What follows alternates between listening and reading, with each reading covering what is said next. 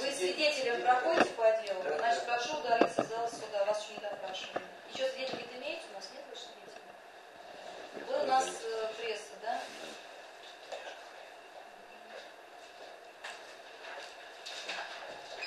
Все сказал с ним? Значит, назначено было дело в общем порядке, и я предлагаю прокурору вас слушать обвинение.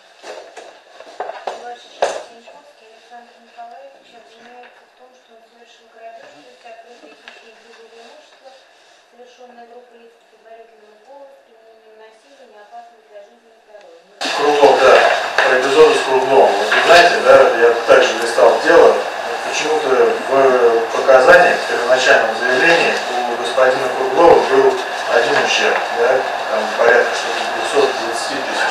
Потом, впоследствии, он в ходе следствия, видимо, он возник увеличился на 363 тысячи. То есть, в принципе, непонятно, как это так может быть. То есть с размером ущерба не согласны, правильно я поняла? Нет, и вообще полностью не признаюсь. Ну, то есть, в принципе, я могу показать ему эпизод вот так вот, свои как бы... Ну, пока просто общее отношение к обвинению мы выясняем, пока вообще не допрашиваем. Значит, по первому частично вину признаете, Да. по остальным не признаете полностью. А с Кругловым, по поводу Круглова эпизода, обращайте внимание, что с размером ущерба завышен. Да, прошу обратить вот это, ваше внимание. Плюс я прошу обратить внимание на эпизод с Гулиевым. Это то, что вот везде там предоставлены, да, почему-то видеокамеры, да, какие-то там снимки. У эпизода с Гулиевым этого нет, понимаете? То есть как-то мне вот тоже, честно говоря, я тоже не глупый человек, да, имею высшее образование и, в принципе, не юридическое образование, да, но, тем не менее, открыв дело, я увидел, сколько там недочетов, сколько там моментов, которые просто-напросто смешны. И казалось бы, что вроде как следствие это и, в принципе, должно быть адекватным, но оно далеко не адекватным. А по вопросу с Кругловым, мне кажется, что это вообще чистой воды, я не знаю, вымогательство. Почему? Потому что, видимо, в ходе следствия господином Кругловым были выдвинуты какие-то требования, потому что понятно, что да, поймали человека, да, и давайте на него теперь вешать все, что не лень. Так можно на меня и пол Москвы повесить, понимаете? И, видимо, не произошло никаких договоренностей, и, видимо, человек просто-напросто решил, навалиться, что ли. Так получается. Вот. Почему только единственное, он не указал сумму в 1 000 000 рублей, вот мне тоже это, почему 363. Опять-таки часы вот этой марки, которые там указаны, да, если вообще брать часы эти, да, там даже чисто гипотетических таких часов у них не бывает таких цен, понимаете? То есть, даже вот просто-напросто мы зайдем в обыкновенный швейцарский магазин, посмотрим, сколько стоит там часы, там они дороже 70 тысяч не стоят. Вот. То есть это что касается третьей части. Что касается всего остального, там тоже, знаете, много так. Это, конечно, не мое дело, это работа адвоката, но тем не менее, я вот высказался. По поводу Першина, вы частично вину признаете, квалификацию тоже оспариваете? Оспариваю квалификацию. Хотя вину частично признают, но квалификацию, тем не менее, оспариваете. Первая часть, 162-й. Квалификация тоже не согласна. Да, с этим я согласен. Нет, Я по поводу первого эпизода квалификации тоже оспариваете? Да, ну там не вторая часть, а первая Согласен. часть. Считаю, что там первая часть. Да. То есть признаю частично. А фактически обстоятельства дела по эпизоду успешного не оспариваете? Нет, с эпизодом успешным, да. Так. Я имею в виду фактически обстоятельства, как что было, это не оспариваете, по эпизоду успешного? По эпизоду успешным. Ну, там я, честно говоря, уже вот последние показания ни его, ни свои не видел, но насколько я помню, что вот 162-я первая часть. Тоже изучал. Понимаю вас. Присаживайтесь. Защита желает выразить отношение к ней, пожалуйста. Да, в соответствии с частью 2 статьи 273 я бы тоже хотел выразить свое отношение к предъявленному Симковскому обвинению. В соответствии со статьей 73 Уголовного кодекса при производстве расследования обстоятельства подлежат установлению и доказыванию следующие обстоятельства: время, место, способ совершения преступления, то есть установление событий преступления. При этом я полагаю, что обвинение лица в совершении какого-либо преступления должно быть изложено так и подтверждено убедительными фактами, чтобы не вызывало никаких сомнений ни у кого. Поэтому изложение обвинения, как то в неустановленном месте вступил в сговор с неустановленным лицом при неустановленных обстоятельствах, полагаю, что вот именно формулируя обвинение подобным образом, следователь тем самым признает, что в этой части события преступления в смысле статьи 73 Уголовного процессуального кодекса не установлено.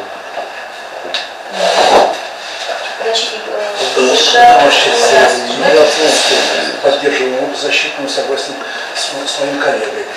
Действительно, предварительное следствие проведено так, что заслуживает очень критической оценки. Нет такой конкретики, которая требует закон. И нарушений там тоже хватает, о которых мы собираемся сказать. Вот, поэтому я поддерживаю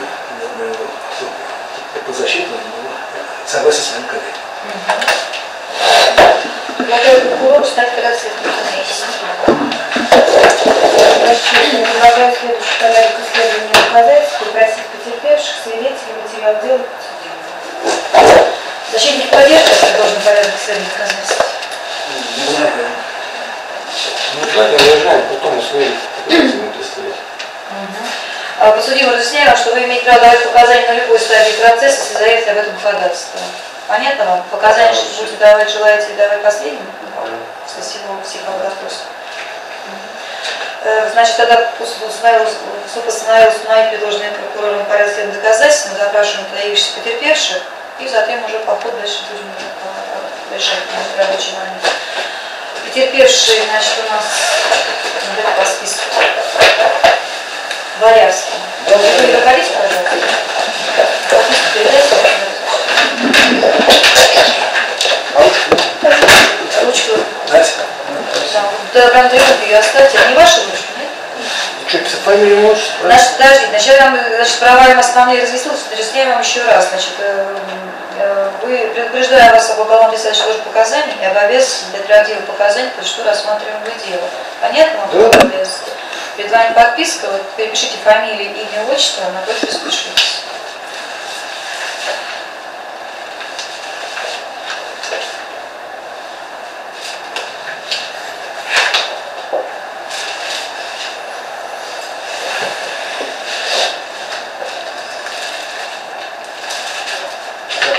Оставляйте, пока там еще будет.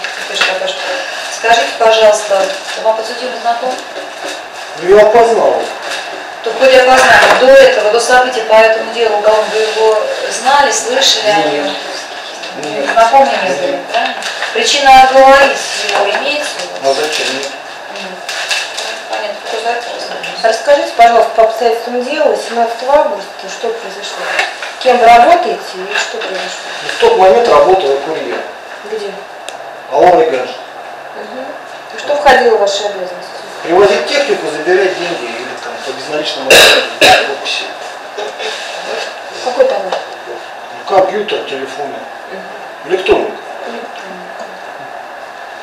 Ну, рассказывайте, 18 августа. Ну, я от показаний своих не отказываюсь, потому что... Не, рассказывайте подробно. Что помните? Что не помните, а дальше? Помнишь, что девушка заказала, район спокойный вроде, поэтому поехал спокойно. 3 часа. Ну, который заказывает, если разговор перед этим.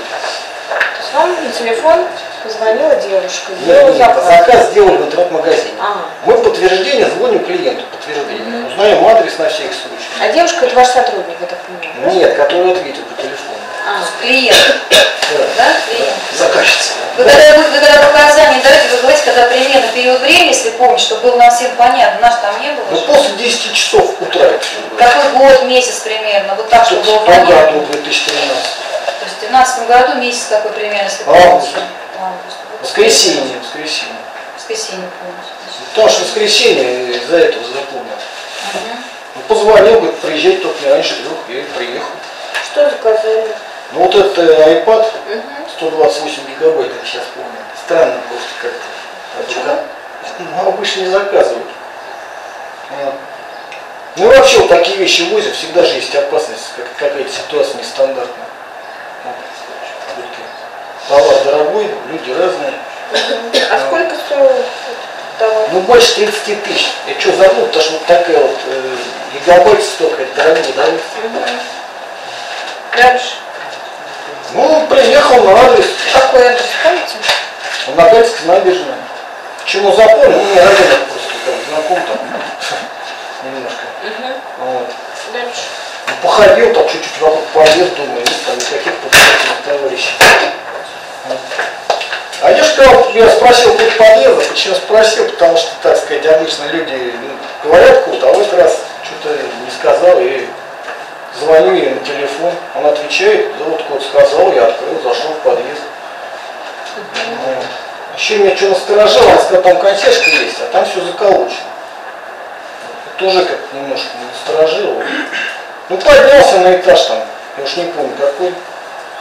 Вот. Ну и там как дальше как написано.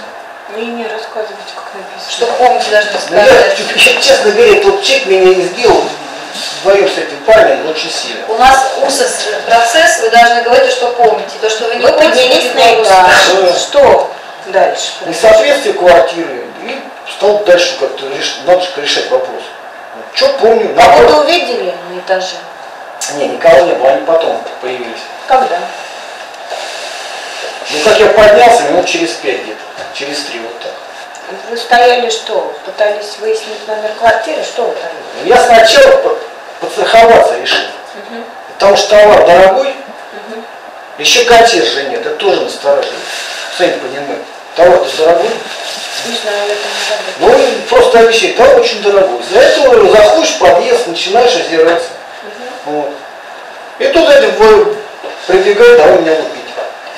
Но это я не помню сколько, кто-то меня сильно лупил. Второй? Да, второй здоровый такой, да, видно такой профессионал. Можете его описывать? Высокого роста, темноволосый, широкий с плечами. Да, много, нагой. Ну, такой, в белой майке, по-моему. Цвет волос.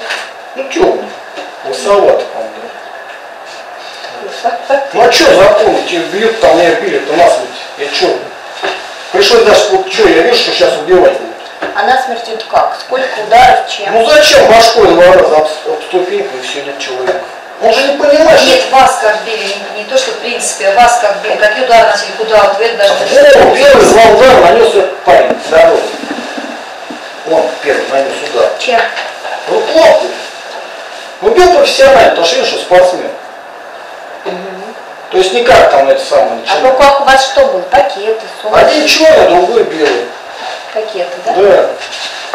Я что так помню, я ж вижу, сейчас убивать буду. Ну как вы это Ну вот, ну видно, что полиция, у них такое лицо там. Ну там не будут разговаривать, там отдай, там вот то вот сейчас на А тебе. какие-то слова произносили или сразу бить начали? В общем, я одно помню, телефон требовали, прям с пены у рта, темный особенно. Другой? Да. Не подсудимый, да? А я у меня потом повалился и начал бить уже там. Я уже упал на месте, дал мне ногами, руками, еще был так профессионально, под печенку. Я потом неделю-две вообще даже кашлять не мог, больно было. Упали, да? Да. А вот потому что если бы я если не побежал бы туда, где там, на площадке, они бы просто бы убили. Потому что они были тогда как футболисты ногой. А руками и ногами наносили? Да всем там чем. И подсудимый наносил? И я наносил. А скажите, сколько, ну, примерно, скажем так, по телу, по голове, сколько ударов? Но это я запомнил. Он под конец уже убегал, так подбегает, так заломил меня 3 раза по башке стукнул. Кто этот? Вот Зиньковский, да. Я что запомнил, что бить человека? Ну отняли, нет. Морально запугать, не понимаю, как можно пугать мужчину в 40 лет. Чем ударил? Кулаком? Не, ногой. Притом так По профессионально. голове? По голове, куда же, правильно, по голове бил. А кровь у вас, гематомы были? Ну страшно, меня отправили еще, я с Склифосовского приехал, и потом еще меня на Фортуна с пульсу отправили, где паспортный снимок. Что ж боялись, что мне проломили череп. У вас тоже 60 лет, да? Потому что не могу понять, мы отняли компьютер, ну ты что убивать-то надо-то? Если тебя запугать, то кто мне 40 лет, чего не бояться? И это, как говорится, сколько там осталось, неизвестно. Ну, парень-то молодой, не знаю. А вот у вас по заключению экспертизы гематомы щечной области. Потому что если я прошу вас снять данный вопрос, мы даже не исследовали экспертизу. Может быть, пусть он сам скажет, что... Поставьте корректно. Скажите, какие телесные повреждения у вас были? Ну удар в голову неоднократно. Нет, не удары, телесные повреждения. У меня щека раздулась. И вот здесь в бочине болел очень сильно. Я не знаю, как медицинские такие вещи делают. Можете простым языком описать, что вы помните. Не обязательно медицинский термин. В общем, помню как. Я тут бил, но тот сильнее, больше бил. Тиньковский меньше. Он схватил там этот пакетик и бежать. А я дал где телефон, где телефон. А кроме телефона еще что-нибудь забрали? Ну деньги это вытряс из меня. Это же профессиональные ребята. Вас обыскивали? Конечно, обыскивают. А где у вас деньги были? В кармане. Лето было. В кармане штаны. В кошельке или? Не, зачем? Я же не готов, что мне там. А какая сумма? 2,5 штуки, 2600. И потом они убежали? Бежали. А вам кто помощь оказал? Вроде мужик ты еще пока сдал. О, вышел, решил. Сами встали, да? Да. Обратились в полицию? Да, сразу пошел. Пошли или в телефон? Не, я пошел, я так это самое. Я так понял, так долго ехать будут, может я уже при смерти, потому что удары в голову не просто. А телефон никакой у вас не забирали, кроме? Ну там вот телефон, вот сколько сумма указана, Nokia. Ну забрали? Забрали, в сумке черный был. А что, вот так вот. А стоимость какая, не помните? Ну старый. Ну, старый, не старый, вам ущерб. 500 рублей, там, 2500 максимум. Вам ущерб на какую сумму причинял? Вот там 5000 сказали. Да. Ну вы-то что говорите? Кто сказал вам? Ну я так приблизительно, на 2500 и телефон. Так и выходит. Ну, телефон сколько? Ну 2500 где-то. И деньги 2600, Да. да?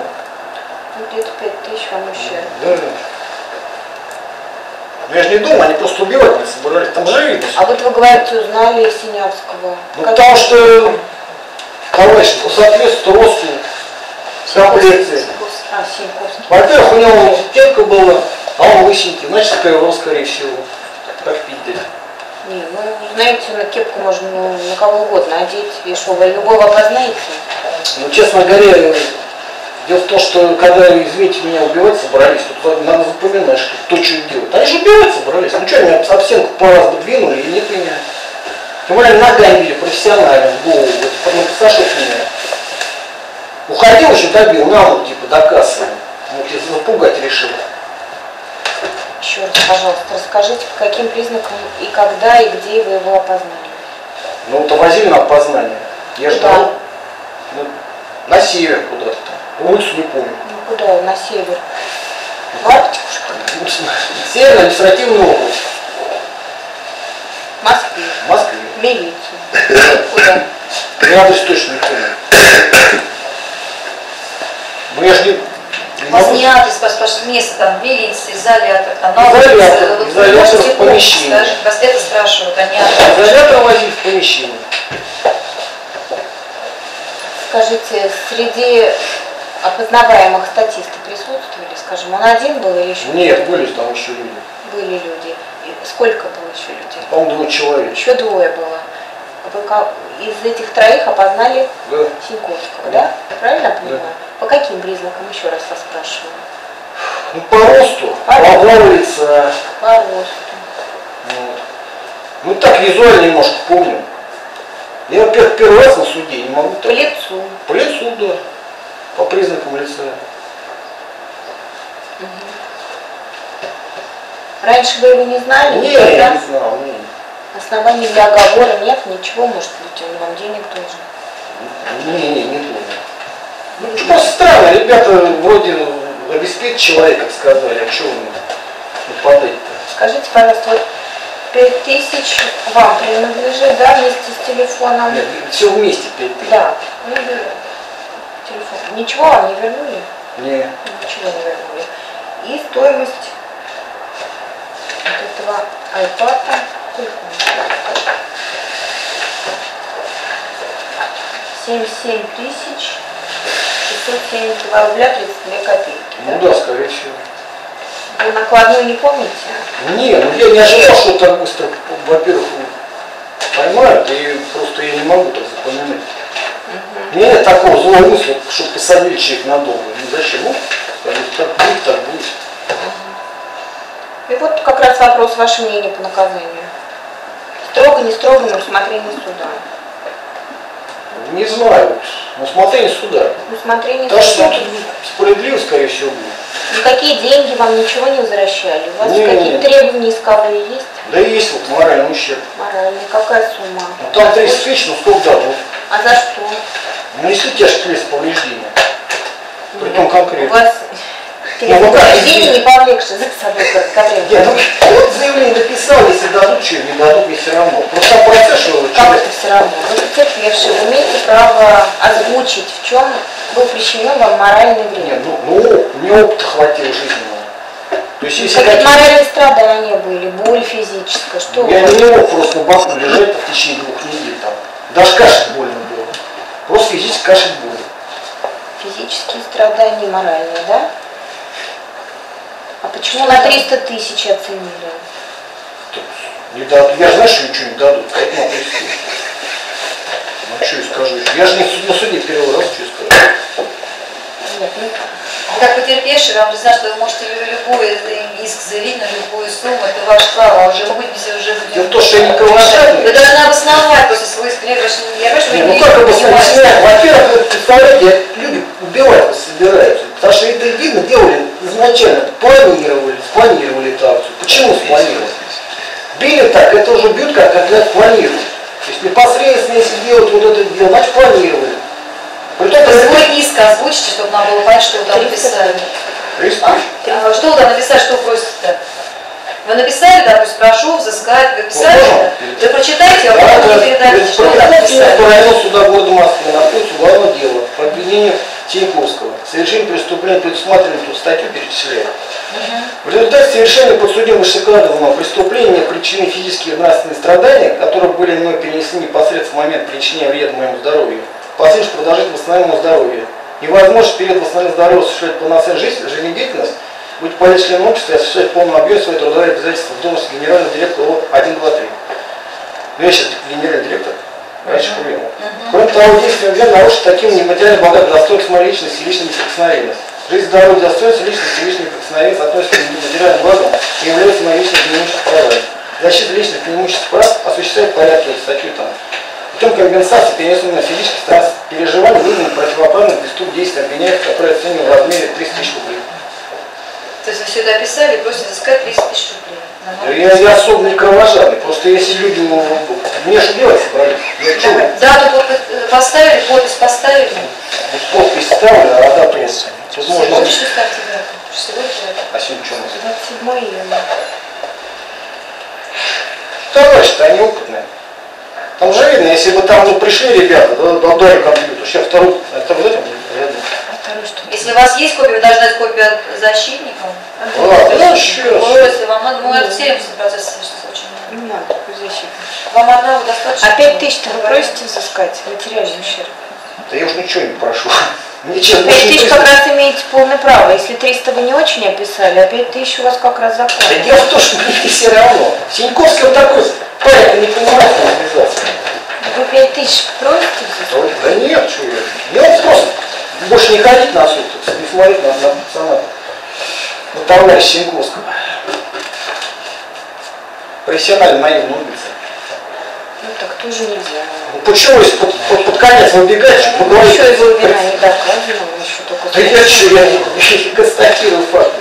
Что еще могу сказать? Нет, зачем оговаривать человека? Вроде нормальный человек, как характеристика нормальная.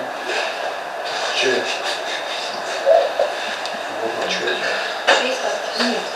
Че? Можно? Нет, Подождите, мы сейчас только начали вопрос. У защиты есть вопрос? Да, у меня сначала есть вопрос по иску. Вы написали, прошу взыскать солидарность ответчиков. Мы поняли, а кто второй-то или другие, кто ответчики? Кого еще взыскивать? Ну, не знаю, если найдут второго. Я-то особо не надеюсь, это так. Но у вас написано, вот как суду поступать? Взыскать с ответчиков. У нас дело в отношении только одного лица. Да, переделать, значит. Я же первый раз все-таки на суде-то. Я так раньше не ходил на суд.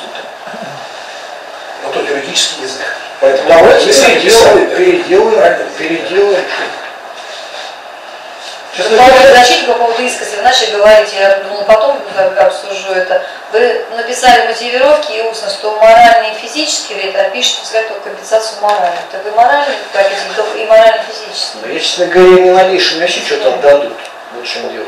Я не кровожадный. Вы должны написать, что вы хотите, а мы уже потом будем... Ну, давайте я тогда скорректирую с юристом. Да, я думаю, что вам надо давайте лучше скорректирую. переделать. Да. Вы должны по поводу ответчиков, ну пусть переделать, ну, действительно. Потому что вы понимаете, что вы не юристы.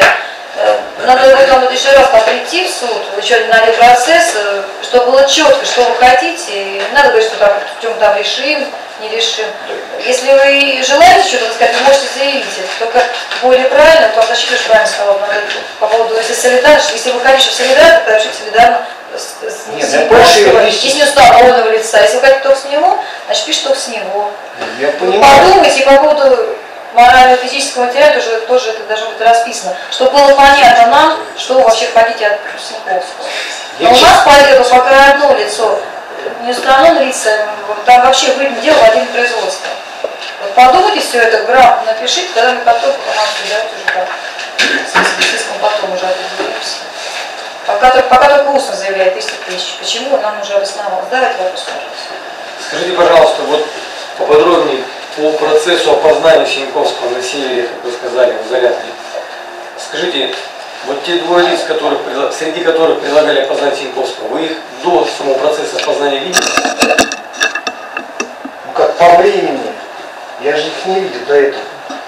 Нет, до этого, в этот день. Вы расскажите поподробнее, как вы приехали, кого-то мы видели перед изолятором временного содержания, как вы проходили, с кем вы проходили? Я уже, честно говоря, все не помню. Потому что сейчас юридически начнется спрашивать конкретно, я уже не помню. То, что помните, скажите, то, что помните, что вы привезли в изолятор, опознали человека, я что скажу еще. А больше я не могу ничего сказать, я уж все-таки извините меня. Если подробно опишите процесс это. С момента, как вас привезли, до момента... Я уже не помню. Совсем ничего не помню? Ну помню, привезли. Ну что, такая процедура, первый раз в жизни вы не участвуете, вы забыли про нее. Это Как вас зовут? Евгений Александрович. Евгений Александрович, дело в том, что если бы это было банальное нападение на человека, я согласен, но это убийство. Если бы они пару раз прислонили бы, ступеньки, и все. Но вас не убили, хотя, как вы описываете, могли вас убить. Пару раз прислонить им ничего не стоило, вы профессионально действовали. Дело в том, что люди не думали, что такие последствия будут в будущем, какие сейчас происходят. Да, поэтому забудь вот это, как вы это опознавали. Я не могу, меня трясет до сих пор. Смотрите, я немножко этот вопрос подкорректирую, чтобы вы поняли. Я понимаю, что вы не юрист, очень эмоциональный. Вот на вопросы прокурора вы сказали, что да, были статисты, было трое. Вот вы что-то же помните? Вот что помните, расскажите. Вот вы, ну, в общем, что там было? Приехали куда, с кем приехали, что там было? Вы тоже мужского пола. Ну что я скажу еще? Сейчас ну что помните? Там, сколько человек было, где это было, в кабинете, на улице, не знаю. Ну такая комната была с окном, помню. Женщина-адвокат мне задала вопросы, и мне сказал, что за лжесвидетельство статья есть. Из-за этого, что еще скажу? Потому что, так сказать... Как кого завели? Вот вас защитник об этом спрашивает, что помните, расскажите. Дело в том, что это было давно, я сегодня могу дословно сказать, что я помню. Как я могу сейчас сказать? А он может быть, сколько ему лет, в какой одежде он был. Чего вы заранее, раз вам защитник об этом не спрашивал? Как Я поэтому могу точно сказать, начнутся вопросы, а как я на них отвечу, правильно или нет, я не помню. Вот мне 41 год, например, как я могу все помнить? Тем более человек вот меня убивает, собрать, я чего, нет? Ваши, в момент опознания-то не убивали? Вы не вопрос не понимаете, зачем? Да я понимаю, вопрос после То, что вспомните, то и скажите. привезли на Было опознание? Было. Сколько человек был? Двое там было. Кто там был? Парень Следователь? молодой был. Еще кто-то был там? Ну, были работники полиции. Вот. Привезли нас. А что еще сказать? Кого вас привезли? Ну, меня еще кого-то потерпевший, по-моему, там кто-то был. И сколько вы ждали, пока начнется этот процесс опознания? Честно говоря, не помню. Ну сколько Ну, я дело сразу привезли, может быть, Ну, не сразу. вы ждали, час ждали, 2 часа ждали. Я не могу все вот так, не помню это дословно. В общем, не помню. Потому что мне, честно говоря, мне по голове били-то, ладно, там дали в глаз, да. Там-то вас не били по голове. Я понял, если люди меня убивать собираются, я что говорю все время. Человек, ладно, там отняли компьютер, Вы понимаете, что я вообще вас спросил? Я же не спрашиваю про обстоятельства, которые были 18 августа. Я спрашиваю про опознание. Вы так все хорошо прокурору ответили, но как только я задал один единственный вопрос, вы тут же все забыли. Да не забыл, я просто... Вы сейчас конкретно мне что говорите, в чем одеты были? Если помните, Я объясните, не да. помню этого. Помню, было двое. Я вас спросил, и в изолятор временного содержания проходили один, или вы проходили... Группы проходить, что это? Вот состав группы, сколько человек? Ну, минимум трое, больше не могу ничего сказать. Так, Документы у них не кроме спрашивают. вас кто был в составе? Мужчины там, по-моему, и женщины. А сколько, чего не помню. А вот среди кого опознавали, кроме Синьковского, вы сказали, были мужчины двое, правильно? Да. Они на Синьковского были похожи? Нет. Они сильно отличались от него? Нет. Ну как, сильно отличается, что скажу. Чего? Сильно. Скажите, а разница между ними была очевидно видна? Ну, очевидно, что говорит. И как вы догадались, что это Синьковский на вас напал? Вот вы сказали по признакам лица.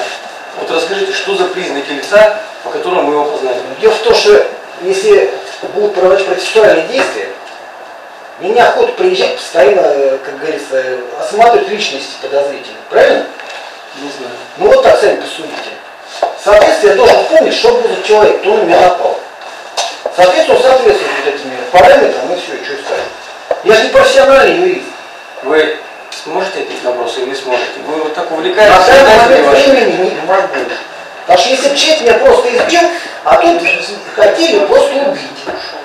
Ну убили бы меня, что Вы сейчас не об этом, что время переходите к этому. Вас сейчас не об этом спросили. Да я Вот вы согласен. сказали, я вам помогу, потому что я тоже уже вижу, что вы уходите в сторону все время. Вы говорите, сильно отличаются от Тиньковского и статиста. Да, очевидно. Значит, это помните, да? Чем они отличались? Ну возраст. По росту, по весу. Один старый, другой молодой, один маленький там какой-то. Возрастом точно помню отличается. Возрастом отличались. Да. Один молодой, второго уже не помню. А второй что, старый, что ли? был? Ну, вы, Ну, наверное, сейчас я считаете, уже не что помню. Вот молодого запомнил, потому что, ну, что-то запомнил все. А второго не помню. То есть один был сильно молодой, Ну, лет так 25 меня. а второму сколько? Ну, вы хотя бы вот вы с об этом зачем спрашиваете? Я не помню. Потому что было, во-первых, давно, во-вторых, Ну, вы говорите, либо я не помню, либо уже отвечаете на вопрос конкретно. Только не уходите в сторону по поводу того, что они убить вас хотели. Мы это уже услышали несколько раз. У вас я не конкретно на помню, вопрос отвечайте, пожалуйста. вот отвечаю. Одного помню, молодого, Вы на второго вопрос не помню. конкретно не отвечаете защитнику, уходите от ответа. Ну, либо помню, либо описываете. Вот Либо второй не был молодой, а первый не помню, потому что. помню. Дальше второй. Да, в принципе, А внешний вид их был как? Вот вы смотрели на них, опрятный или неопрятный, бритые они были, все не бритые, Ну, молодой был, бритый точно. молодые бритые, остальные. Не помню, честно. Вот Синьковский, как он выглядел. Ну, честно, я не помню, давно было. ну, вот просто шок был, Вот шок. посмотрите на него. Вот он так же выглядел? Ну, я имею в виду лысый или волосатый был. Волосы был, по-моему, по-любому. А те двое статисты какие были? Ну, тоже не сильно длинные волосы. С Как у волосами? вас, как у вас. Ну, явно не лысый. Ну, явно. Я, честно говоря, не помню. А когда, вот, как вы говорите, Синьковский нападал, он в чем был одет? 18-го. Панамка у него была такая, приметная. И я уже не помню. Так как вот так вот написали показания, я же не отказываюсь от них. Я ничего не могу так сказать уже. В настоящее время ничего уже не помню. Потому что я давно был, во-первых. Во-вторых, мне голова другим занят. Что же? человека поймали, что еще скажу. Время все-таки отнимает, да еще и трясет. Все-таки страшно. Преступник вроде, я же не знаю как. Здесь вопрос задайте, пожалуйста. Еще есть вопрос? У вас есть вопрос? У вас будут вопросы? Я прошу, есть, давайте. Нет вопросов. У меня уточняющий вопрос. Вы сказали, что когда заказ вам поступил от девушки, это какой-то странный заказ. А почему вы решили, что он странный? Почему это вы так можете обосновать? Почему вы решили, что заказ странный? Ну, обычно дорогие вещи заказывают в офис. Из-за соображений безопасности. А тут заказали куда? Да, и, во-первых, райончик такой, не Рублевка, так что тут уже... То есть заказали дорогой заказ в квартиру, да, обычно в офис заказывают. Да, и, во-первых, на отшибе так маленько. В таких местах обычно не заказывают. Ну, там свой контингент определенный, просто в таких районах. Вот. Еще из опыта своего такой вывод, что странный заказ, да? Из опыта своей работы такой вывод сделали, что заказ странный. Ну, я любые заказы под сомнение такой вот крупный ставишь, потому что мало чего в этой жизни. Вы знаете, еще один вопрос. Да, по секрету, может, давайте. Да, скажите, вот вы сказали, что когда вы вошли в подъезд, там, вы поднялись, то есть через 3-5 минут появились вот... Да. А что вы делали 3-5 минут в подъезде? Ведь квартиру, наверное, можно быстрее найти. У вас был конкретный адрес. Понимаете, что подозрение вызвало отсутствие консьержки. Если человек значит, что, стояли, смотрели, конечно, место консьержки, как там дверь откроется, выбежит там два товарища сбитыми. Что, может такого быть? У нас народ тогда тем более надо было быстрее вам подниматься, а не стоять и смотреть, пока кто-то выскочит. Зачем? Надо сначала смотреться. Может, какие-то предметы указывать на то. Что вы делали тогда эти 4-5 минут? Смотрел. Посмотрели, как в музее, да? Вот честно говоря, потому что сразу подозрение вызвало, отсутствие контекста. Человек уже врет изначально. Притом заказать такой компьютер 128 гигабайт Apple, это уже подозрение вызывает. То есть при оформлении заказа вам сказали, что там есть подъезд такой, там консьерж. Да, вот за это. И вы выходите, там нет, и вас это насторожило. Да. Ну еще там набережная рядом. Если люди будут что-то делать, они очень быстро оттуда уйдут. А чего тогда не ушли? Тогда, если вас так насторожило, ну и ушли бы тогда. А смысл? Может, человек просто, извините, в воскресенье как-то тоже не поехал на дачу злиться, и, может, попросил начальство сказать, может такое вариант быть? Ну вышли бы и позвонили, вы сказали, вот я. У меня были заказы, я же нормально все, я тоже вроде 3 часа дня, я успокоил. Если вас насторожило, не ходить в подъезд, позвонили, сказали, что вот я здесь. Нет, ну бывают такие случаи, люди, знаете почему? Они тоже боятся, чтобы на них не напали, как-то стараются по голосу определить, так или даже в щелку посмотреть, кто пришел. Будет человек подбегать. Ну надо не заказывать домой, да, ничего, правильно? Почему заказываем? Ну недорогой же, правильно? Ну, конечно, заранее вот не Давайте увлекаться. число, пожалуйста. Очень много работы, давайте. Я Еще есть вопросы защитника? Есть какие-то? Вам Тиньковский конкретно сколько раз ударил, если куда? Вот именно, мне кажется, только вот его касается, а не того второго. Вы больше про второго говорите. Он какие удары вам наносит? Точно, конкретно. 3 раза мне по голове в конце ударил В на конце. А в начале кто первый начал удар? Это Второй не установлен. Да, не установлен. Во время того, когда вам второй неустановленный удар наносил Синьковский, что в это время делал? Он пониже взял, стоял там у лестницы. То есть роль из них двух меньше была у Синьковского, больше у первого, правильно я понимаю? Ну тут тоже бил, я просто уже чувствую, сейчас если что-то будет, лучше, так сказать, не сопротивляться. То есть били оба, но роли в этот вас меньше бил. Че, это показания все. Они у вас когда стали требовать вещи-то? Да они не стали, они подбежал, мне как дал пару раз по голове. И что потом? А потом я уже помню только, что они требуют телефон, что-то А скинули. кто из них требовал телефон, помните? Ну тот требовал. То есть, значит, больше инициатива была от первого. Да, тут был такой более уверенный, активный. А вы что пакет взял Синьковский, вы ему сами отдали? Ну, испугались, может, там ситуация такая. Дело в том, что там такая И ситуация. вас из рук вырвали его. Я не помню, почему не помню, потому что если очень сильный удар по И голове. вы не очень- помните, по эти моменты не помните. Да, уже не помню. Ну, сильный удар. Да, Но вы в всё равно. итоге потом пакет увидели, что в руках у Синьковского был, да? Ну, ясно, если сейчас мне еще чуть-чуть был делать. Давайте на вопрос, часть Вот вопрос почувствовал, ответ. Пакет у Синьковского, Да, черный как он у вас забрал, вы не помните, это же по сути черный пакет с таким черный полосами. пакет. Да. А в кармане кто к вам завел? Вот это товарищи, которые не Не установлены. Телефон у вас кто забрал? Тоже Телефон был в пакете черный. В черном пакете, кроме вашего телефона, что находилось? Вот этот маленький прибор, да. Заказ, Да. Ваш телефон тоже Да. в пакете находился, а деньги в кармане. Да, И деньги все в кармане. это у вас похищено. Да. У вас вещи похитили с кармана, когда вас уже избили, или Конечно. в самом начале? Нет, когда избили. Понятно. А во время избиения вы падали, нет? Ну, я упал на площадку, чтобы меня совсем не добили. Хоть один бок уцелел, где сердце. Понятно. Когда вы упали, удары были обоюдно, и только от одного удара? Не, обоюдные были, обоюдные. С сторон? Ну, они же боялись, скорее всего, что Не надо то, что они думали, боялись, это вы сейчас домыслы ваши. Мне нужен факт, только то, что вы Факт видите, то, что вы помните. Не то, что там они там думали в голове. Вы не можете знать, о чем они там думали. Вы только предполагаете, правильно? Мне нужен только факт пока. Понятно. Вы сопротивление оказывали, как-то пытались просить там что-то, чтобы они били вас, что-то говорили при этом? Да не, навряд ли. Не помню. Не помните такой момент. Понятно. Первый удар по голове был или по другому части? По голове Сразу. здоровым парнем сразу видно такой спортсмен. Понятно.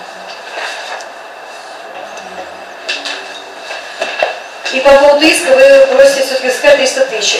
Ну, я согласен. Выполнение, потом все Я правильно согласен составите. Да, Пока по-моему. 300 тысяч остается. Да не, Еще мы раз, еще в голосуем. дальнейшем желаете участвовать в ходе судебного разбирательства? не Не желаете. желаю. Значит, поскольку вы иск будете согласовывать, будете уточнять, если вы будете заявлять иск, вы должны явиться лично его заявить, поддержать, и мы его тогда обсудим. Хорошо. Понятно вам. Если вы не желаете в дальнейшем участвовать в разбирательстве, вы можете писать заявление, чтобы мы продолжили дело, слушайте ваше отсутствие. Но это уже ваше желание. Ну, это министр все равно приносит. Естественно, даже как вы подойти в любом случае, да. Мне позвонят, да, если что там? Мы сейчас обсудим, скажем, какую дату прийти, и вы должны подойти. Понятно. Значит, еще какие-то ходатайства имеются по поводу показаний потерпевших? Нет, никого, ничего? Нет, ходатайств не имеется, но может в любом случае появится Ну что-то. да, если иск начнет. Просто к нему вопросы есть, которые задам вам позже, вот, когда он будет иск предъявлять. И полагаю, что нет необходимости его освобождать от дальнейшего участия в процессе, потому что мы будем в дальнейшем исследовать доказательства письма, там съемки камер видеонаблюдения в подъезде. Он там красочно так расписывает, вот хотел бы тоже по этим фотокарточкам. Ну, когда будет необходимость, просто Да, когда скажете, мы заранее его возвестим, поняли, да? Когда будет необходимость в защите, когда вопросы по доказательствам задать вам, тогда надо будет еще раз туда идти. Все понятно? Пока нет, так и скажете. Следующий у нас Голубев. Здесь. Назовите еще раз вашу фамилию, имя, отчество. Голубев Филипп Евгеньевич. Не надо здесь, да? Расписывать? Подожди, я вам никого не слышно. Где вы проживаете, назовите, пожалуйста. Город Москва, Волгоградский проспект, дом 17, квартира 154. Где вы работаете кем? На тот момент работал директором по развитию компании. Настоящий директор. В настоящем работаю директором по развитию компании ООО 1, 2, 3. Фамилия по развитию ООО как? 1, 2, 3 РУ. Называется цифрами или прописью? ООО цифрами 1, 2, 3 РУ. 1, 2, 3. Точка РУ. Точка ру. Здесь по развитию. Вы как потерпевший, я Также разговариваю являюсь с тем, да, учредителем компании. этой компании учредитель. Предупреждаю вас, пока вот если сложить показания, по обязанности дать правдивые показания, то что рассматриваем дело. Понятно? Понятно. Перед вами подписка. Напишите вашу фамилию, имя, отчество полностью напротив источника.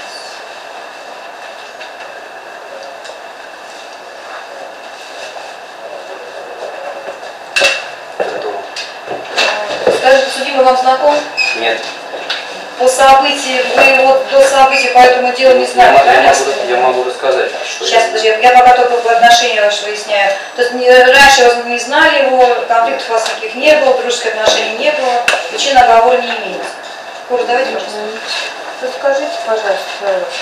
Значит, был выходной день, в воскресенье, как уже сказал Алексей, я это хорошо помню, потому что проводил время на даче с семьей. Вот, значит, далее мне последовал звонок с неизвестного номера, где Алексей мне позвонил и сказал, что произошла такая ситуация. Это Валявский, курьер компании. Значит, где он мне сказал, что произошла такая ситуация, на него напали, ограбили, и что он направляется в отделение. Ну вот, в какое отделение он даже мне не сказал, я еще долго пытался разобраться, куда ехать. Значит, после чего... Я уточню, а секретарь сейчас... Сейчас, вот это меня просто конвой сейчас беспокоит, даже А так он же показания дает. Я даже... Подождите, пожалуйста. Производственное. Это отец его принес? Сажался. Пусть доставляет, а сам посекует, они сейчас некуда не заниматься.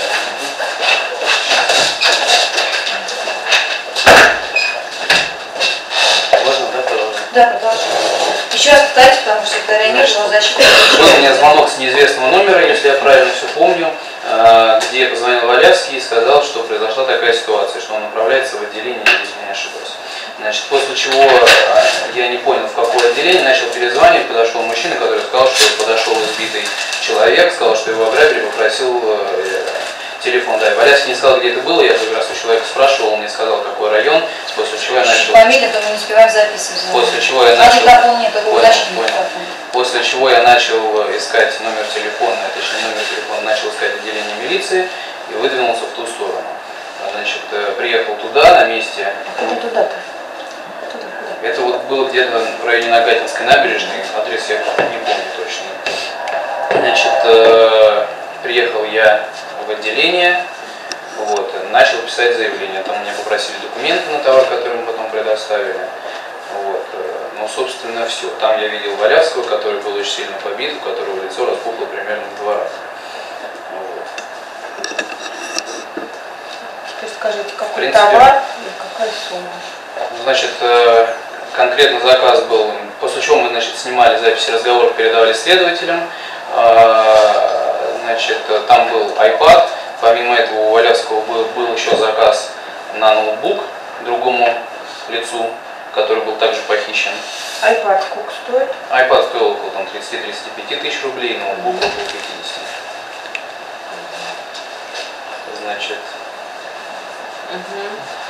какие еще вопросы? Какие вопросы? Что вам рассказал Валявский? Валявский сказал, что, значит, приехал, поднялся в подъезд, вышли двое, побили, избили, отобрали все. У нас все, ну, частенько происходят такие случаи в компании. Вот. И, в принципе, все курьеры, водители научены опытом и не опытом, что как надо себя вести. Я спрашиваю Валявского, почему пошел туда, если там домофона не было или консьержа не было. Он говорит, ну девушка мне звонила, просила привезти, выходной день у меня, поэтому пошел. Вот. А он их описывал? Дальше. Он, наверное, рассказывал, да, что их было двое, но я уже сейчас не припомню, это было летом. Что он сказал? Вы являетесь потерпевшим по делу, у вас какие-то исковые требования есть? Ну, я так понимаю, что от нашей компании иск должен быть, мне следователь сказал, что его прикрепили к делу. Озвучите, пожалуйста, сумму. Ой, я точную сумму не помню, там около 80 тысяч рублей. 77, 672 рубля, 77 тысяч. Ну, то есть это стоимость iPad и стоимость ноутбука. Все соответствует. Да. Все накладные документы на товары, накладные клиентские, все, по-моему, были предоставлены. Скажите, пожалуйста, ваше мнение по наказанию, вы являетесь потерпевшим? Ну, усмотрение суда. Хотелось бы взыскать, конечно, деньги, которые мы потеряли. И все остальное, да, усмотрение суда. Нет вопросов.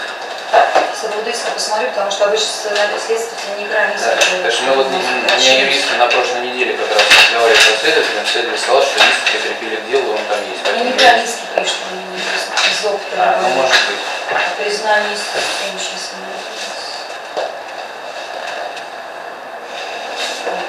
заявление от Валявского. Материальный ущерб 5000 рублей, прошу признать истцом. Его признают истцом. Вот, кстати, видите, Это не иск. Это неправильно. Они просто истцом только признать. Накладные идут, то, что я говорю, сейчас я Голубев, представитель потерпевшего. Если действиями Синьковского о iGadget был включен требование на общую сумму 77,672, прошу признать меня истцом.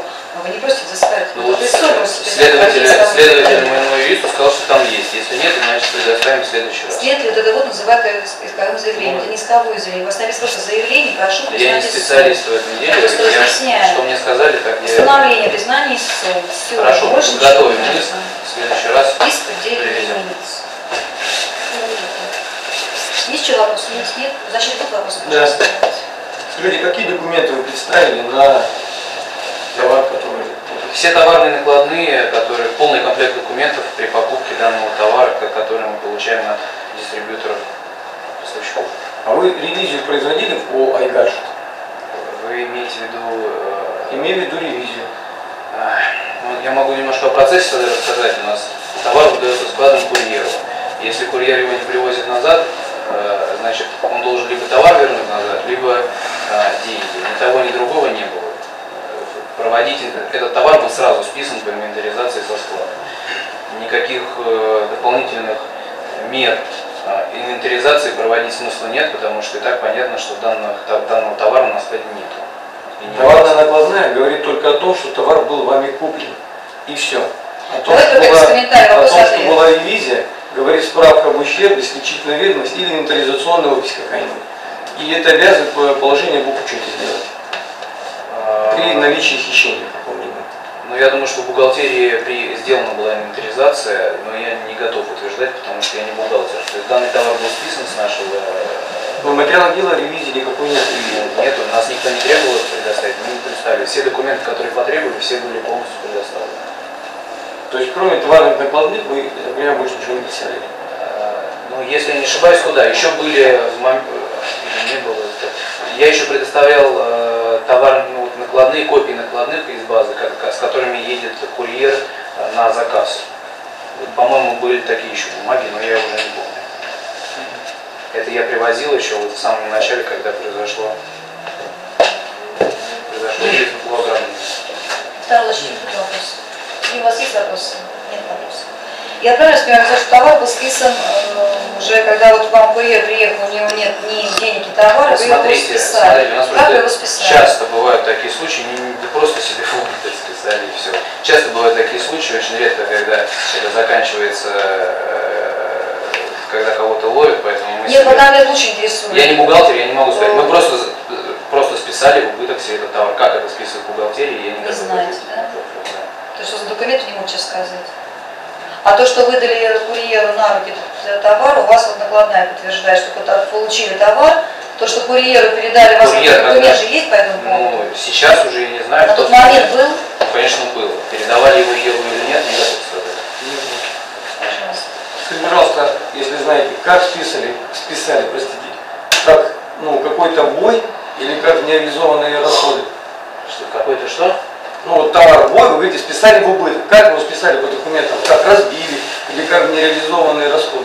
Еще раз говорю, я не бухгалтер, каким образом списывают товар, инвентаризации, что его потеряли, разбили, украли. Не готов прокомментировать. Вы можете предоставить такие документы, как списали? Что вообще, чтобы было видно, что списан товар у вас был, вот именно вот после этого случившегося? Ну, надо узнать в бухгалтерии. Узнайте, пожалуйста, что это. Ну, хорошо. Потому что непонятно. Вы просто не ответили на вопрос, как списали, не знаю, как списали. То есть как списан, вы говорите, что списан товар, а какой документ подтверждающий, что он списан, нету, получается. Хорошо, я узнаю. Вот именно, что он Я списан, вам нужен документ, подтверждающий, что товар был списан. Хорошо. Вот ему отдали, а дальше куда? Я понял. Поняли, да, только движение? Все, больше нет вопросов никого, больше нет вопросов. Присаживайтесь. еще вопрос. Вы в дальнейшем желаете участвовать в Нет, не желаю. Не желаете. Тогда вам надо будет дождаться окончания процесса, когда потом заявление напишите, вы не желаете. Но если будет необходимость вашего присутствия дополнительно, то тем более исковое заявление надо будет предоставить, вам надо будет туда еще раз попасть. Хорошо. Мы известим. Присаживайтесь. Дальше, так, у нас не явился первый.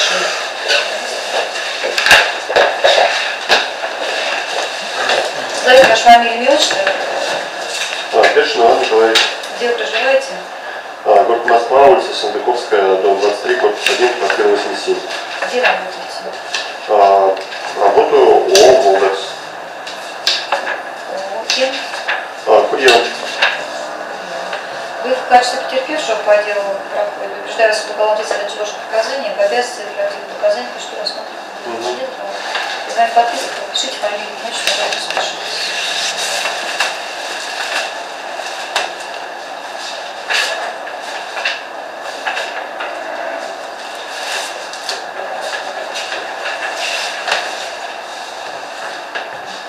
Подсудимый вам знаком, знаете ли его? Ну, сейчас уже знаком, на тот момент, когда совершалось преступление, То есть до событий по этому делу вы его не знали? Нет, не знал. Причина оговора? Нет, не знал. Прикуждайте, пожалуйста. Расскажите, пожалуйста, по обстоятельствам дела, что произошло с вами 11 февраля 2013 Был сделан заказ на ювелирное украшение. По телефону? Да, по телефону. Вот, менеджер мне, соответственно, передала этот заказ, чтобы, ну, как попросила его отвезти. Какие ювелирные украшения? Браслет и цепь золотая. Сумма этих изделий. Я, честно говоря, не помню, розничная стоимость там была, по-моему, порядка, может быть, 150 тысяч. Вот, я сейчас не могу сказать точно. Сколько была закупочная цена, я тоже как бы... У вас часто заказывают такой рода изделия? Нет, не часто, не часто. Такие крупные заказы бывают не часто. Вы приняли заказ и поехали в каком адресе? Ой, я сейчас тоже уже так не могу вспомнить. Помню, как, по-моему, метро была Бабушкинская, тут что-то проезд Дежнева, что-то такое там было. Дом то 21, то 23, не помню. Дом 22, корпус 3. Да, наверное. Ну, я просто сейчас И могу дальше сказать. что? Я приехал по этому адресу, вот. То есть предварительно позвонил клиенту, девушке, которая сделала заказ, сказал, что я уезжаю, там буду ориентировочно там, ну там, скажем, через 2 часа, там, в течение там 2 часов, там, 3, я уж не помню, что я сказал. Вот, поэтому по адресу, в общем-то, я быстро туда добрался. Там года, насколько я помню, мне не было сказано. Вот, по дороге, когда я шел к этому дому, вот, то есть, ну, я уже, в принципе, определился, когда я увидел этот дом, да, то есть, перед тем, как заходить, я увидел то, что с левой стороны стоит молодой человек спиной, так вот, достаточно, ну, крепкий, да, так скажем. Вот он по сложению. На улице? На улице, да. Вот. Я обратил на него внимание, вот, просто со спины, то есть, ну, подумал, что, как бы, может, гулять с собакой. Вот. После этого я зашел в дверь и, как не знаю, может быть, мне повезло, может быть, нет, сложно судить. Из нее вышел человек, то есть какой-то, ну, взрослый мужчина. Вот, и он открыл дверь, то есть мне не пришлось открывать дверь на мостом. Я зашел внутрь, я уже из подъезда, я позвонил еще раз этой девушке, говорю, ну, то есть позвонил, она ответила, я тебе сказал, что я в подъезде готов подняться. Все, ну, спросил, куда мне идти. Потому что, по-моему, номера квартиры тоже не было уточнено. Или, может быть, был, я не помню. Вот. Она сказала, поднимайтесь на 5-й этаж, я сейчас вам открою дверь. Я поднялся на 5-й этаж. Вот. Дождал там, может быть, минуту, может быть, 2. Дверь никто не открыл. Ну, я не знаю, там, может быть, больше я подождал. То есть я ждал так достаточно долго, мне показалось, когда откроется дверь. Вот, дверь никто не открыл, после чего я услышал, что ниже этажом, ниже пролетом, что ли, так надо сказать, что там лифт останавливается не на этаже, а между как бы этажами. То есть, так, ну, непонятно, строен старые дома. То есть вот ниже пролетом остановился лифт, вот этого 5-го этажа. Я услышал чьи-то шаги, ну, то есть как бы человек просто, ну, можно сказать, беспорядочно ходил. Меня это как-то насторожило. То есть, как бы обычно, если человек не уходит из лифта, он направлен, слышно шум ключей, он встает, открывает дверь, заходит там, в квартиру. Здесь такого не было. То есть я как бы предположил, что, ну, что-то неладное, так скажем, меня это насторожило. После этого я стал подниматься вверх, на этаж. И когда услышал уже шаги, точнее, наверное, да, вот, кто снизу поднимается, я тоже стал подниматься. Вот, как бы я увидел руку, которая, ну, облокачивалась там на перила, что такое, и, ну, как мне, может быть, показалось на тот момент, я вот знал эту руку, которая, ну, не то что руку, а куртку. Куртка была похожая, вот как на том же молодом человеке, который стоял около подъезда. Вот, после этого я позвонил, по-моему, в одну квартиру, потому что, ну, предположил, что меня сейчас будут грабить. Потому что дверь не открылась, как бы кто-то там стучится, ну, как бы, я, так скажем, испугался и начал думать самое плохое. Вот, я позвонил в одну квартиру, то есть как, поднялся еще на 1 этаж. Шаги, ну, тоже как-то, то есть этот человек продолжал тоже подниматься за мной. В итоге, как мне там в момент показалось, я прошел там уже практически полдома, наверное, да. Вот, и просто я не знал, сколько этажей в доме, я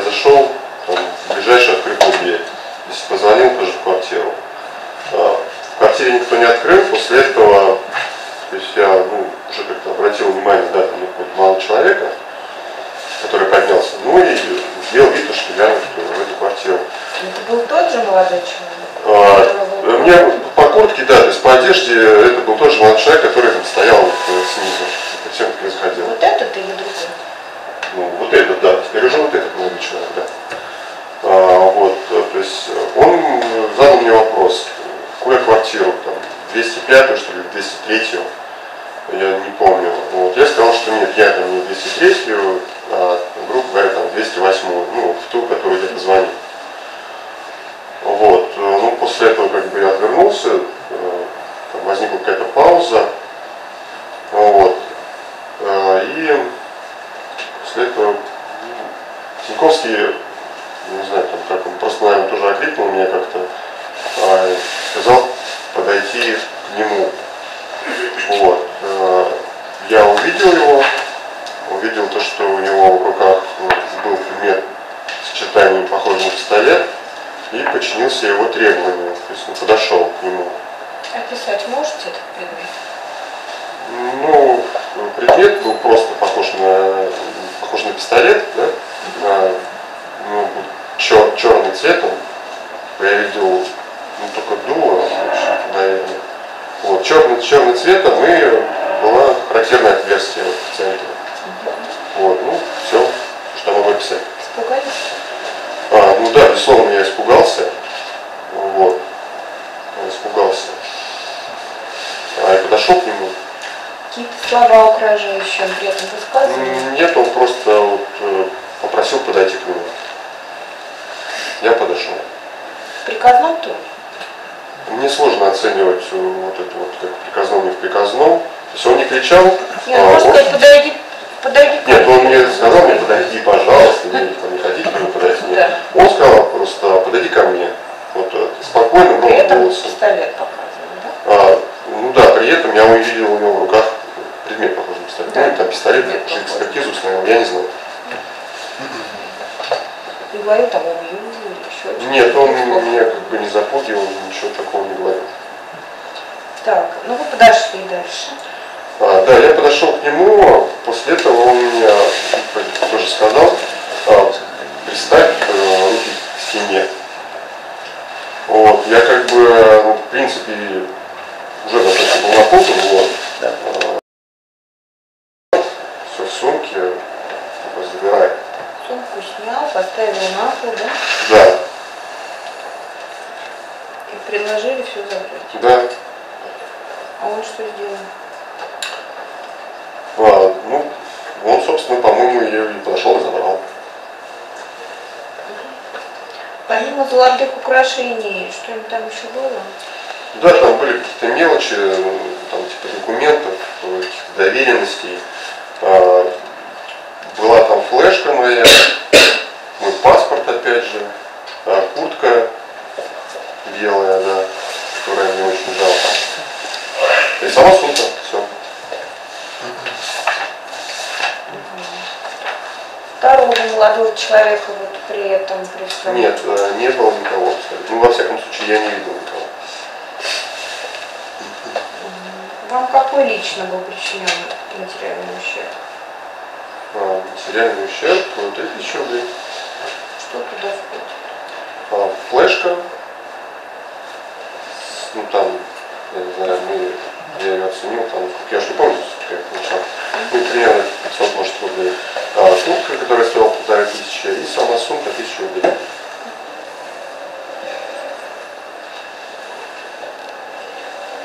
А фирме?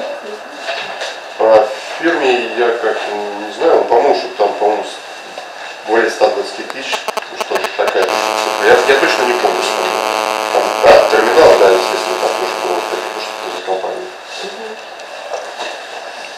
Скажите, пожалуйста, еще раз уточните, вы испугались, когда на вас навели предмет, похожий на пистолет? Вы знаете, на самом деле...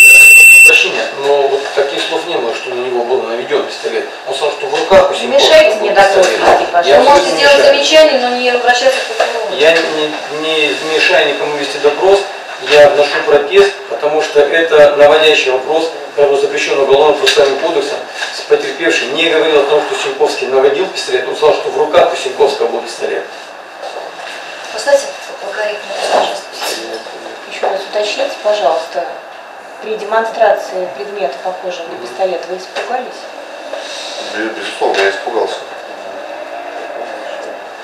Я вообще, в принципе, начал бояться уже после того момента, когда услышал шаги и увидел похожую куртку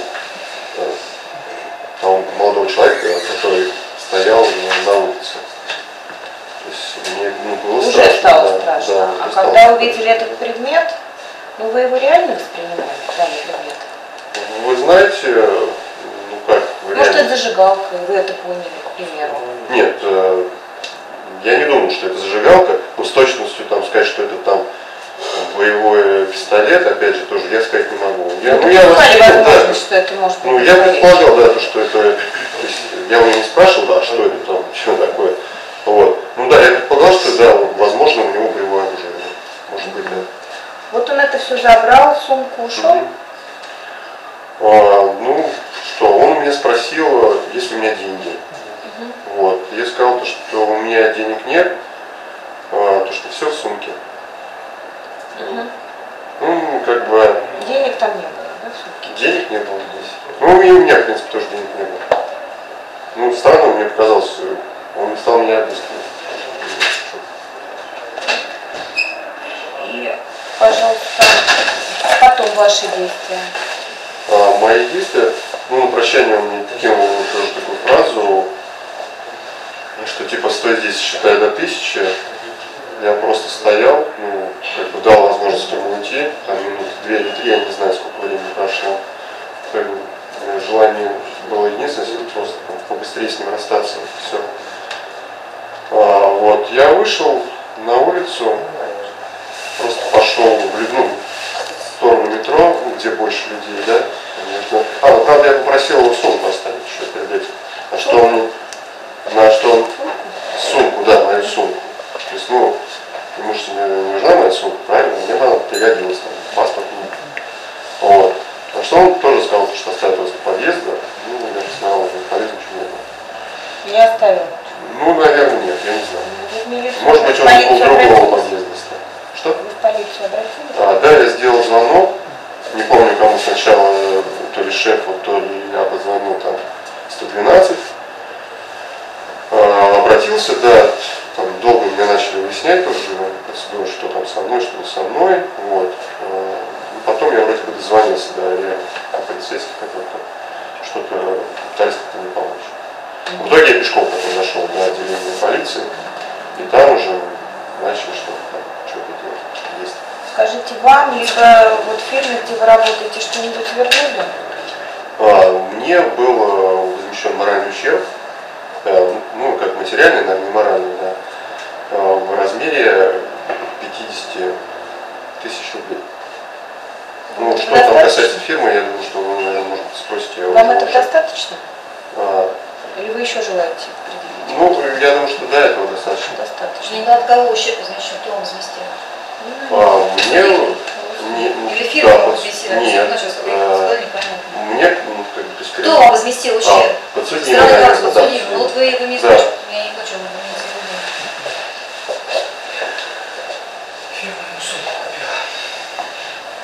И ваше мнение по наказанию? Вы знаете, лично я к нему никакой неприязни не испытываю, да, в плане того, что, опять же, там есть ребенок. Я тоже не эксперт, пусть это останется на усмотрение суда. Нет вопросов. Значит, какой вопрос? Пожалуйста, давайте.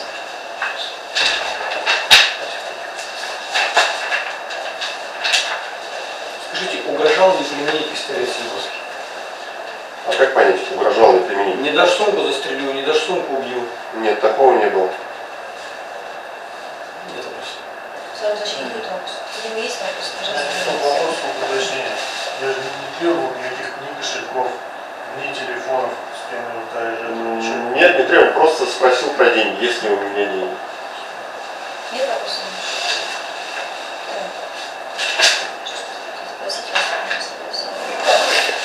По поводу предмета, как вы когда увидели пистолет, где он у него был? Он у него, как он его держал? я могу показать. Покажите, что там. То есть лестничная площадка, да, где все это происходило, она была, отсюда, скажем, до сюда, да? То есть он стоял как бы со стороны лестницы, поем был вот так вот. Вам вот так вот, да? Да, вот так вот, да, полубоком. Я стоял как бы вот здесь. То есть, ну, и у него движение было, ну, как, такое вот. То есть он... Вот это дуло куда было направлено? Оно было направлено, то есть, в стену, где там лифт, не лифт. В вашу сторону или не в вашу сторону? Нет, не в мою сторону. Просто, ну, как бы вот так. То есть он его держал прицельно в Ну, стену? он просто так как бы достал, да, и мне посмотрел и сказал. Вот таким образом он его демонстрировал? Да. Сказал подойти. Вы после этого вы восприняли угрозу? Нет, то есть как бы, ну, я отвлекся, он мне сказал, подойди сюда, и я потом уже увидел вот эту картину. Вот так. Понятно. То есть демонстрация была такая, что вы восприняли, как испугались? Так, Но да? я не сразу, опять же, то есть я вот сначала посмотрел на него, потом уже смотрю, ну, там. Вот когда вы Какой-то пистолет странный увидели, вы фото. только из-за этого к нему подошли. Если бы не было этого предмета, вы подошли бы к нему? Или не подошли бы? Не знаю. Может быть, и не подошел бы. Вот эта демонстрация вас испугала? Ну, да, конечно, испугался. Испугала, понятно. Нет вопросов, спасибо. У меня еще вопрос. Будьте добры, подскажите, вот в момент как-то требовали сумку, имущество какое-то, второго никакого рядом не было? Второго чего не было? Участника. Не было никакого участника. Другого участника вы увидели только около подъезда, правильно? Или вообще Другого не знаете? участника... Или вообще это не участник? Нет, другой... Что вы подразумеваете по слову другой участник? Ну, не знаю, вот ему вменяют совершение Нет, преступления. я никакого, я видел только одного Синьковского. То есть второго никакого человека я не видел. В моем эпизоде был, наверное, только он. Ну, вы один. говорите, Я не знаю, что опять когда же, заходили я в могу подъезд, был другой какой-то, уже что-то Нет, происходило. выходил просто взрослый Это выходил, мужчина. а там стоял. Стоял внизу, я уже понял, потом Синьковский. Синьковский. Да, перед тем, как мне войти. То есть он вошел в подъезд после меня. Какого-то крупнее мужчины, Нет, чем рядом я не видел. Синьковский, не было там, вот описывал Нет, предыдущий не видел. потерпевший, ничего Не такого видел. не было. Назгулин Юрьевич, Москва, Кавказский бульвар, 18, квартира 106. Написано 108. 108, да. 108.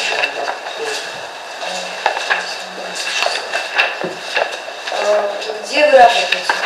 Голос, ООО, генеральный директор, все учредитель. Вы в качестве потерпевшего по делу, как определяют свою уголовную ответственность для задерживания показания, по обязанности оперативных показаний, пишут рассматриваемое дело. Понятно, правильно? Также подпишите подписку на мою вещь, чтобы это случилось. Писали? Да. В суде вы вам знакомы? Нет. Не знали, не видели его? Нет. Слышали, может, что это? Нет. Только события по этому делу вообще меня ничего не слышали, не знали. Какой знаете сейчас вопрос? Расскажите, пожалуйста, по обстоятельствам дела, чем занимается ваша фирма, кто у вас курьер и что произошло? Фирма занимается продажей ювелирных украшений через интернет. Курьером работает у нас Иван Пяшин.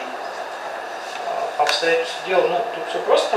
Находясь в офисе часов, наверное, около 5 часов вечера, он позвонил мне на телефон, сказал, что на него совершено нападение.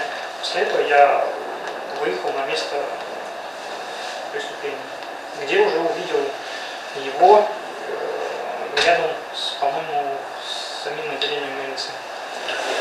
Собственно, как-то так. Скажите, его какое состояние было? Подавленное, невеселое, это однозначно. Человек был напуган, да, то есть в состоянии шока. А что он вам рассказал? Он рассказал, что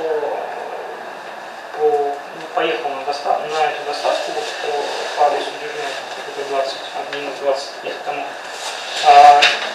Там в одном из полетов, ну то есть он зашел в подъезд, удачно зашел в подъезд за кем-то, соответственно, поэтому не спросил, не позвонил девушке, которая изначально ему должна была сказать номер квартиры.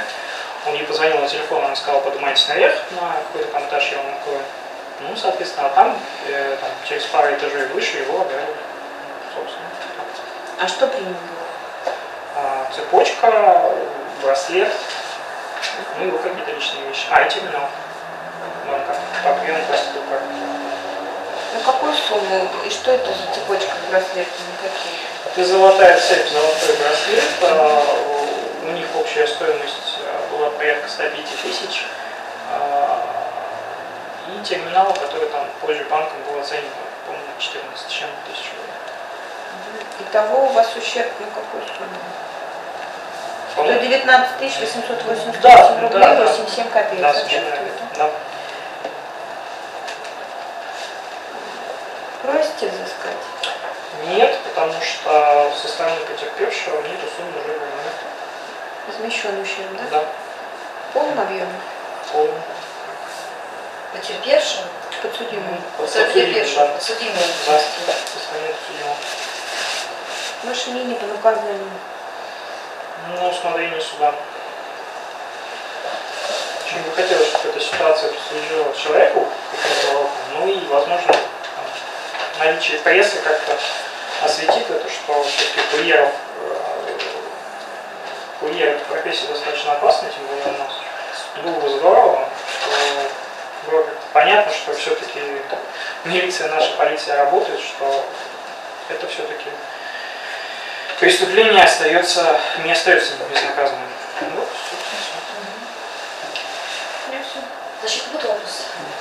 А скажите, а вот то, что вам ущерб возмещен добровольно, причем не через суд, а вот добровольно вы реально его получили, вы не считаете, что судимый заслуживает снисхождения?